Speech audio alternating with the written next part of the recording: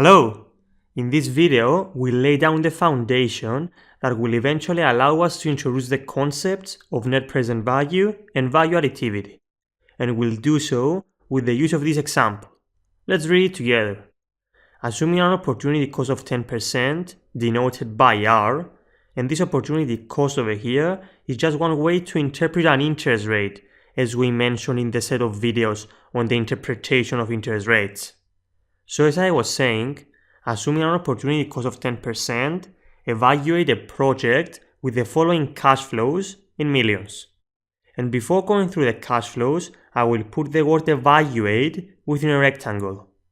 This is important because in finance, whenever we say evaluate or equivalently calculate the value, we mean in today's terms.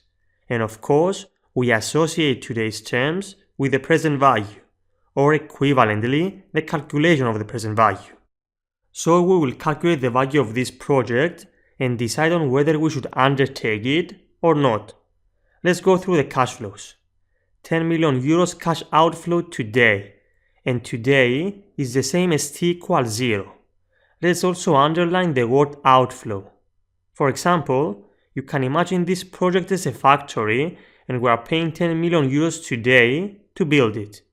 Moving on, this project will provide a 3 million euros cash inflow in 1 year at t equals 1, 6 million euros cash inflow in 2 years, t equals 2, 1 million euros cash outflow again in 2 years. So these two are at the same point in time.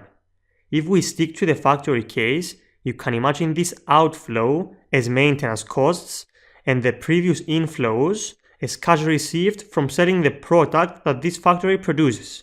And to stimulate your imagination in the hope you'll better grasp what I'm trying to teach you, let's say that that product is teddy bears, named after US President Theodore or Teddy Roosevelt.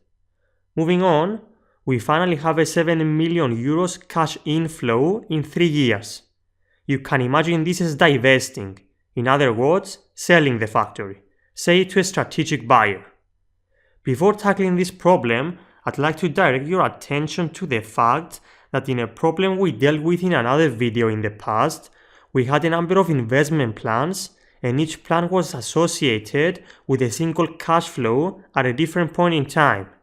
So given the assumptions we imposed, to decide which plan offered the highest value, we just had to account for the time value of money.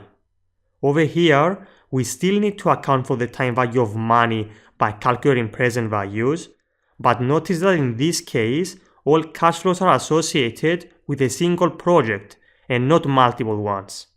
After pointing that out, let's proceed with the solution. We'll use a step-by-step approach. As a first step, let's put everything on the timeline. So here we are. We use a minus sign for outflows and a plus sign for inflows.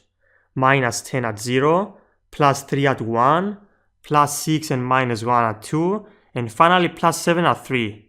All amounts are in millions of euros and R equals 10%. Plus 6 and minus 1 are at the same point in time. We are thus allowed to net them without making an adjustment. Doing so will give us a cash inflow of plus 5.